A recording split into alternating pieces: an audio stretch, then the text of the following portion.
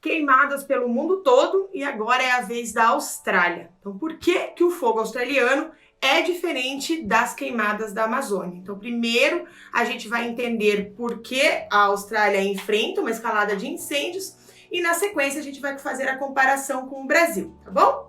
Então, fogo em proporções inéditas matou ao menos 19 pessoas e quase meio bilhão de animais desde setembro de 2019. O céu ficou vermelho na virada do ano e 100 mil foram desalojados no sul do país para fugir do calor. Milhares de australianos, turistas que visitavam o país estão sendo forçados a abandonar suas residências e fugir em direção às praias desde o ano novo para escapar de uma onda de incêndios florestais que atingem algumas das regiões mais povoadas da Austrália. Iniciada em setembro de 2019, a temporada tradicional de incêndios no país alastrou-se em 5 dos 8 estados australianos e nos últimos dias viu dezenas de focos ficarem fora de controle na cidade, inclusive no campo. Até o dia 3 de janeiro, 19 pessoas haviam morrido, 18 estavam desaparecidas e cerca de 100 mil haviam sido desalojadas. As regiões de Victoria e Nova Gales do Sul, no sudeste do país, estão entre as mais atingidas. Mais de 50 mil pessoas ficaram sem energia, algumas não têm acesso à água potável e artigos básicos, assim como pão, leite, têm sido disputados nos mercados. O governo de Nova Gales do Sul, onde fica Sydney, a maior cidade do país, declarou situação de emergência, permitindo que autoridades removam moradores à força. A área atingida até o dia 3 de janeiro de 2020 era de 58 mil quilômetros quadrados, extensão um pouco maior que o estado da Paraíba. A crise de incêndios na Amazônia em 2019, para efeitos de comparação, devastou cerca de 9 mil quilômetros quadrados. Então aí a gente percebe, se você pegar fotos de algumas cidades, você vê assim um vermelho vivo por conta do fogo, né? A Nova Zelândia, geleiras adquiriram tons de marrom após o contato com a fumaça e as cinzas, porque é ali do lado da Austrália. Então o Google rapidinho te mostra isso. Até meio bilhão de animais podem ter morrido na Austrália por causa do fogo, alguns cientistas falam, e entre eles estão cerca de 8 mil koalas, quantidades que equivalem a 1/3 dos animais que vivem em um dos habitats para koalas mais populosos da Austrália, ao norte de Sydney. É comum que na Austrália haja incêndios e que as temperaturas sejam maiores no verão, mas o aumento do calor atribuído à crise do clima tornou a temporada de fogo ainda mais severa do que se costuma ser, e isso, né, ficou muito pior esse ano. Então, o ano de 2019 foi o mais quente do país desde o início dos registros, no início do século XX. Outros eventos climáticos no último ano acirraram a seca e levaram ventos que alastraram o fogo. A crise na Austrália é diferente da onda de queimadas que atingiu a Amazônia brasileira em agosto de 2019, porque aqui o fogo foi atribuído à ação de pessoas que queimaram a floresta para o desmatamento e a abertura de pastos. Lá na Austrália, os incêndios são fenômenos naturais e até agora não há registro de que tenham sido causados pela ação humana. Agora, como que o clima explica esses incêndios? Que a Austrália é um país de dimensões continentais, assim como o Brasil, que fica um pouco abaixo da linha do Equador, na região da Oceania, e tem um clima variado ao longo do seu território durante o ano. Então, por exemplo, na região norte é tropical, no sul é temperado e entre eles há deserto. A área do país ainda sofre influência de 2 oceanos, o Índico à esquerda e o Pacífico à direita.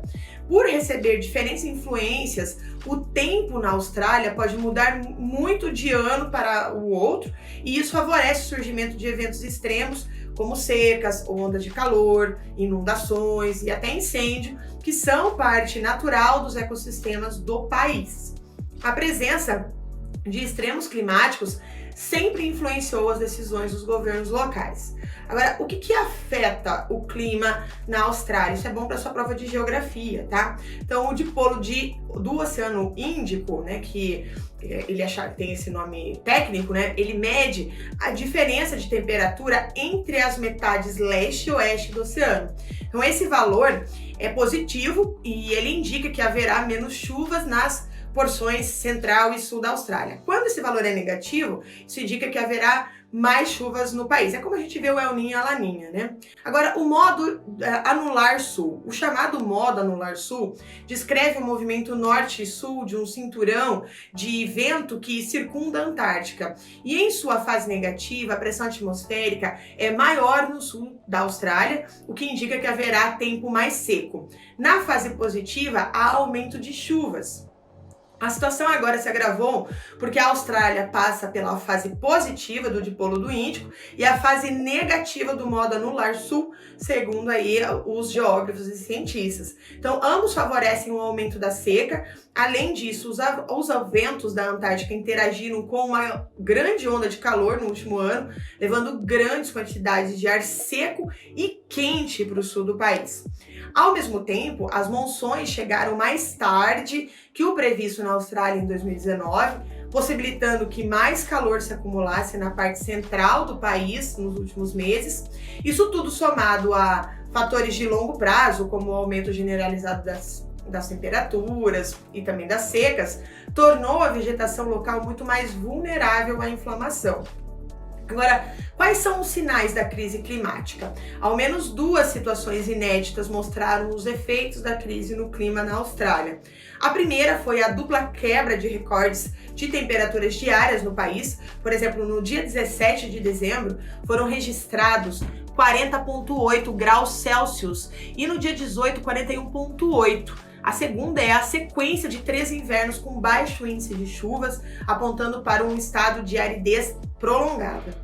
Antes das temporadas de incêndios, os cientistas já previam que esse verão agora, na Austrália, seria excepcionalmente quente. A previsão é de que o impacto do dipolo índico e dos ventos da Antártica dure por mais alguns meses, tá? Então, isso preocupa ainda mais, né? Então, o aumento geral das temperaturas, contudo, é uma situação permanente.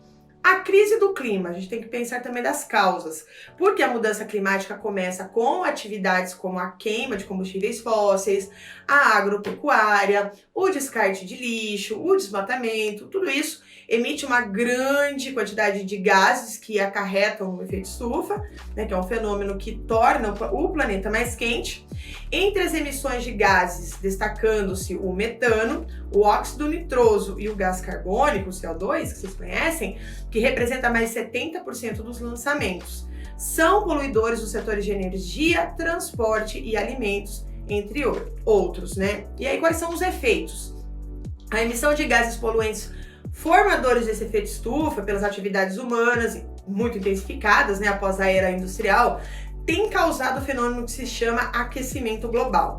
Suas consequências mais visíveis têm sido o aumento das temperaturas do ar, também o aumento da temperatura da água e o derretimento das calotas polares e também, com isso, a elevação do nível dos mares e oceanos. A expressão mudança climática é um sinônimo abrangente de aquecimento global, já que engloba outras reações do clima, e a poluição, por exemplo, 1 grau Celsius foi quando a temperatura média do planeta aumentou, que foi o que aumentou com relação ao período pré-industrial antes do século XIX, só para você saber, tá?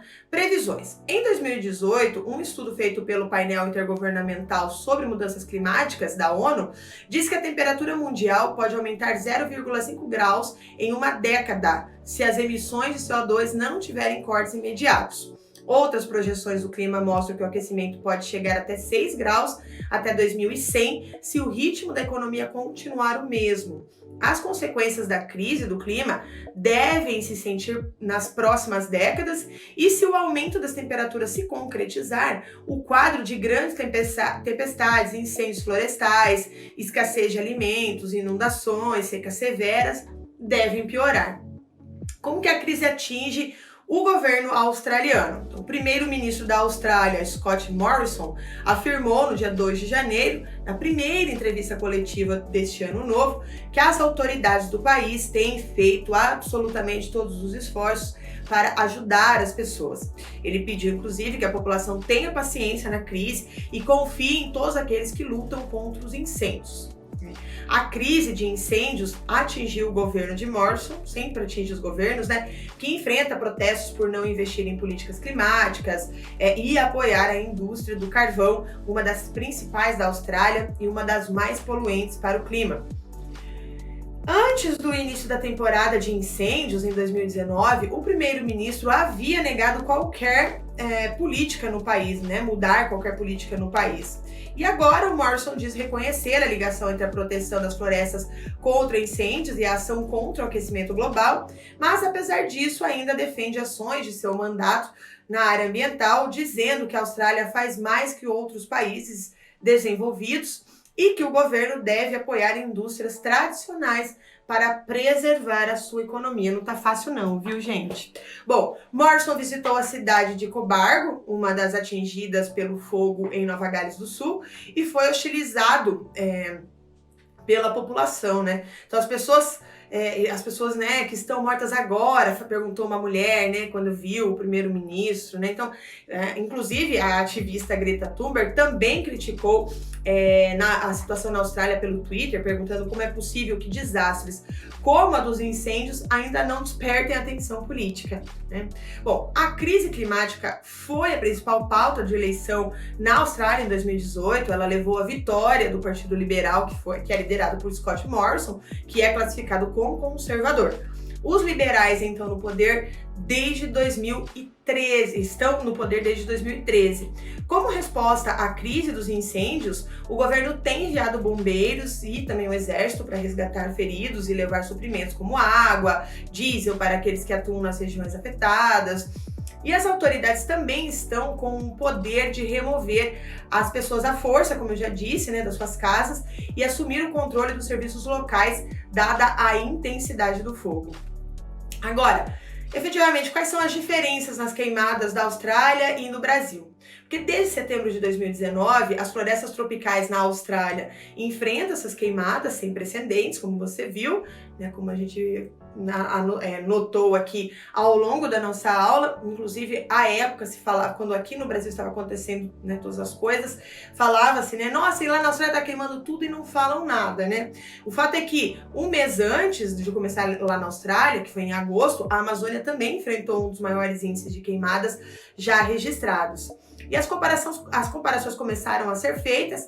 O presidente Jair Bolsonaro e o ministro do Meio Ambiente, Ricardo Salles, questionaram em suas redes sociais sobre a suposta falta de cobertura da imprensa e críticos, né, dando a entender de que eles estão comprando as queimadas da Amazônia, comparando as queimadas da Amazônia com as da Austrália. Mas os casos não são similares, tá? Que apesar da gravidade e dos riscos para a população e animais, a vegetação da Austrália é mais acostumada com o fogo e se adapta para recuperar muito mais rápido. Além disso, os incêndios são naturais e se espalham pela floresta tropical seca.